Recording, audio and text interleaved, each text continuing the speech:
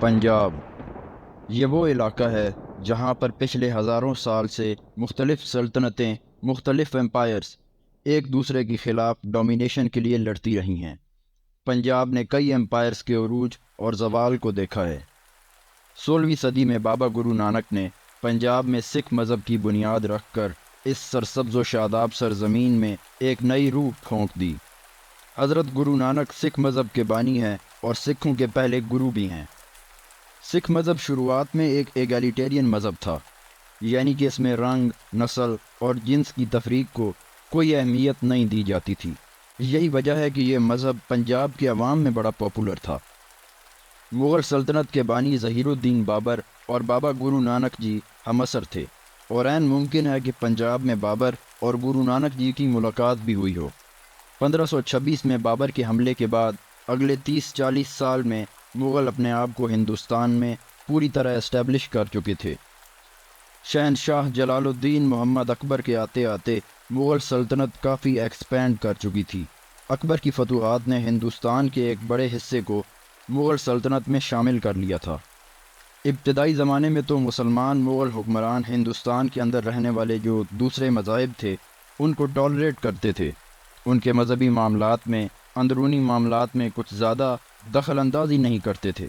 Overall ایک secular state craft کو follow کرتے تھے۔ مثال کے طور پر 1567 میں 1567 میں شہنشاہ جلال الدین محمد اکبر پنجاب کے دورے پر آئے۔ یہاں آ کر انہوں نے سکھ لنگر خانے کی زیارت کی۔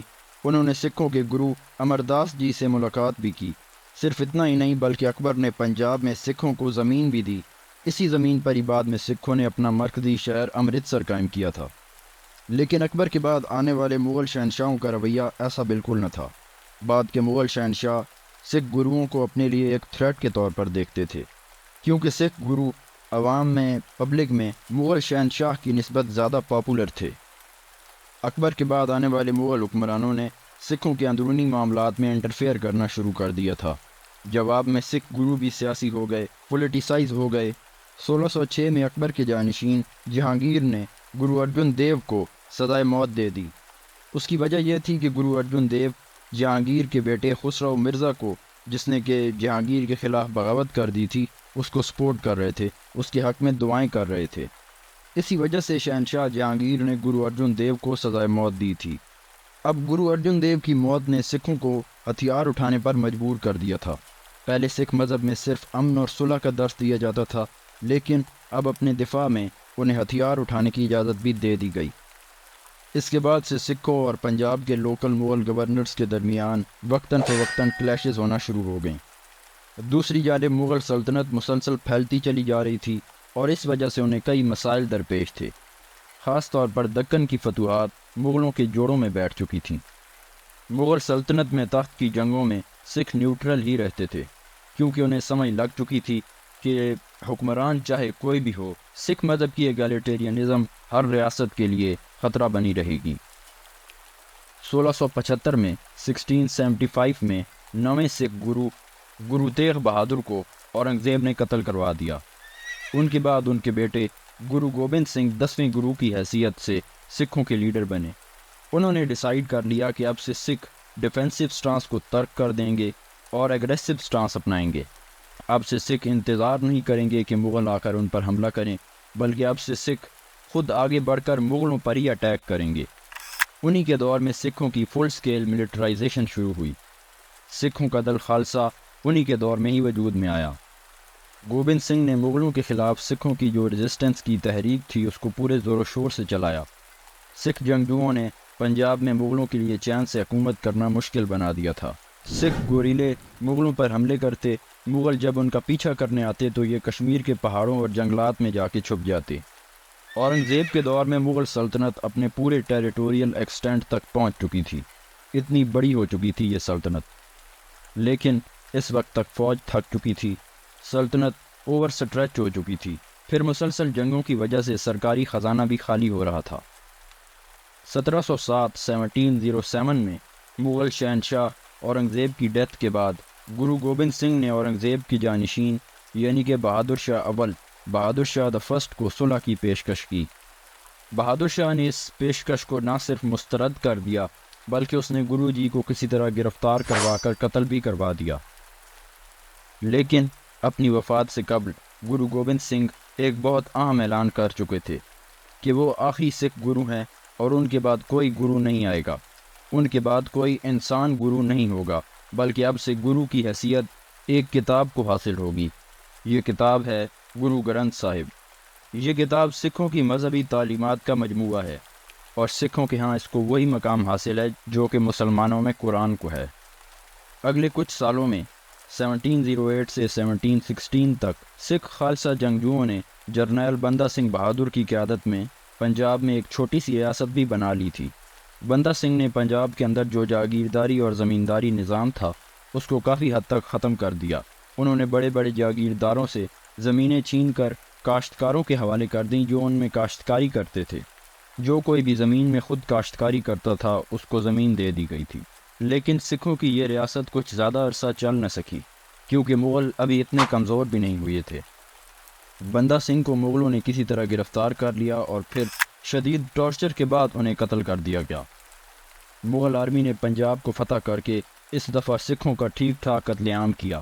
سکھ جنگجو پھر سے کشمیر کے پہاڑوں اور جنگلوں میں جا گھسے۔ گوریلا جنگ شروع ہو گئی۔ 1730 تک 1730 تک مغل اور سکھ دونوں ہی جنگ سے تھک چکے تھے۔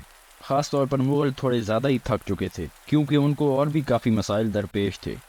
سو دونوں فریقوں کے درمیان ایک صلح کا معاہدہ ہو گیا۔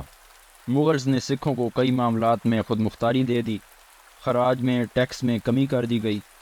سکھوں نے ایفیکٹولی پنجاب کو مغل سلطنت کا ویتنام بنا دیا تھا۔ اس وقت تک مغل سلطنت جو کہ پہلے اتنی تھی اب بس اتنی سی رہ گئی تھی۔ 1739 میں ایران سے افشاری حکمران نادر شاہ درانی نے دلی پر حملہ کر کے مغلوں کی رہی سہی طاقت کا بھی صفایا کر دیا۔ نادر شاہ تو لوٹ مار مچا کر واپس ایران چلا گیا، لیکن اس سب کے نتیجے میں ہندوستان میں ایک پولیٹیکل ویکیوم پیدا ہو چکا تھا۔ اس سیاسی خلا کو پر کیا جنوبی ہندوستان کے مراٹھوں نے۔ تھوڑے ہی عرصے میں مراٹھوں نے دکن سمیت پورے وسطی ہندوستان کو فتح کر لیا۔ اب وہ شمالی ہندوستان کے اندر گھس چکے تھے۔ پنجاب میں سکھ بھی اب مراٹھوں کے ہی باجگزار بن چکے تھے۔ لیکن پھر 1761 میں افغانستان سے احمد شاہ ابدالی نے پانی پت کے مقام پر مراٹھوں کو شکست دے کر ان کی قوت کا بھی صفایا کر دیا۔ پانی پت کی یہ تیسری جنگ پنجاب کے کنٹرول کے لیے ہوئی تھی۔ اب پنجاب اور پنجاب میں بسنے والے سکھ درانی سلطنت میں شامل ہو چکے تھے۔ سکھوں نے افغانوں کی ناک میں دم کیے رکھا اور کسی ایک لمحے کے لیے بھی افغانوں کو چین سے پنجاب میں حکومت نہیں کرنی تھی۔ یہ ایک حقیقت ہے کہ افغانستان از گریو یارڈ آف ایمپائرز، افغانستان سلطنتوں کا قبرستان ہے، لیکن سکھوں نے پنجاب کو افغانوں کا قبرستان بنا دیا تھا۔ اسی عرصے میں پنجاب میں ایک سکھ کانفیڈریسی وجود میں آ چکی تھی۔ یہ مختلف سکھ قبائل کا ایک لوز سا مجموعہ تھا اور ان قبائل کی ایک مشترکہ پنچایت نما کونسل بنائی گئی تھی جو کہ ان کے سیاسی معاملات کو اوورسی کرتی تھی۔ یہ سب قبائل آپس میں جنگیں کرتے، لیکن جب باہر سے افغان حملہ کرتے تو یہ سب افغانوں کے خلاف اکٹھے ہو جاتے اور افغانوں کو خیبر پاس کے پرے دھکیل دیتے۔ جیسے ہی افغان واپس گئے تو یہ سارے سکھ قبائل آپس میں لڑائی شروع کر دیتے۔ یہ سلسلہ ایسے ہی چلتا رہتا، لیکن پھر ایک 20 سالہ جنگجو نے یہ سلسلہ ختم کر دیا۔ رنجیت سنگھ سکھوں کو ایک ریاست کی شکل میں یونائٹ کرنے میں کامیاب ہو گئے تھے۔ 1801 میں سکھ مہاراجہ کے طور پر ان کی تاج پوشی ہوئی۔ رنجیت سنگھ نے افغان باقیات کو کئی امپورٹنٹ جنگوں میں شکست دے کر انہیں خیبر پاس کے پرے پھینکا۔ ان کے 38 سالہ دور حکومت میں سکھ سلطنت، سکھ ایمپائر پورے پنجاب میں اور اس کے ارد گرد کے علاقے تک پھیل چکی تھی۔ پشاور تک کا سارا علاقہ پنجاب پورے کا پورا سکھ سلطنت کا حصہ تھا۔ رنجیت سنگھ ایک ویژنری لیڈر تھے۔ انہوں نے ایک صحیح طرح سے آرگنائز پولیٹیکل اور ملٹری سیٹ اپ بنایا تھا جس میں انہوں نے سکھوں کو، ہندوؤں کو، مسلمانوں کو، کوئی بھی مذہب ہو کسی کا، سب کو میرٹ کی بیس پر ایمپلائی کیا ہوا تھا۔ انہوں نے اپنی فوج کی ٹریننگ کے لیے یورپی ملٹری ایکسپرٹس کو، خاص طور پر فرانسیسی ملٹری ایکسپرٹس کو ہائر کیا ہوا تھا۔ لیکن اس سب کے باوجود ان کی وفات کے بعد سکھ سلطنت صرف 10 سال تک ہی زندہ رہ سکی تھی کیونکہ British East India company Hindustan پر تیزی سے قبضہ کر رہی تھی۔ رنجیت سنگھ نے اپنی زبردست ڈپلومیسی سے کمپنی کو پنجاب سے دور رکھا۔ رنجیت سنگھ کے بعد کمپنی کو پنجاب پر قبضے کا موقع مل گیا۔ راجہ رنجیت سنگھ کے بعد آنے والے 3 مہاراجے مارے گئے، قتل کر دیے گئے۔ سلطنت اب انتشار کا شکار ہو چکی تھی، یہاں تک کہ ایک چھوٹے سے بچے کو بھی راجہ بنا دیا گیا۔ ایسے میں سلطنت کا کنٹرول جرنیلوں نے اپنے ہاتھ میں لے لیا، کیونکہ سکھوں کی فوج بڑی آرگنائزڈ فوج تھی۔ رنجیت سنگھ نے اس فوج کی تعداد میں 2 گنا اضافہ کر دیا تھا۔ اب اس فوج کے جرنیلوں نے سکھ امپائر پر قبضہ کیا ہوا تھا اور یہ سب آپس میں لڑ بھی رہے تھے۔ ایسٹ انڈیا کمپنی نے بھی اپنا ڈیوائیڈ اینڈ رول کا جادو چلایا ہوا تھا۔ سکھ امپائر کو اس حالت میں دیکھ کر انہیں ایک نیا موقع مل گیا۔ کمپنی بہادر نے اپنی فوج پنجاب کے بارڈر پر لگا دی۔ 1845 میں 1845 میں فرسٹ اینگلو سکھ وار شروع ہو گئی۔ سکھوں نے بڑی بہادری سے برطانیہ کا مقابلہ کیا۔ اس جنگ میں برطانیہ کا پلڑا بھاری رہا۔ 1846 میں ایک عارضی سا صلح کا معاہدہ کر لیا گیا، جس کے تحت جموں کشمیر کا علاقہ سکھوں کے ہاتھ سے نکل گیا اور ایسٹ انڈیا کمپنی کے قبضے میں چلا گیا۔ 1848 میں دوبارہ جنگ شروع ہو گئی، سیکنڈ اینگلو سکھ وار۔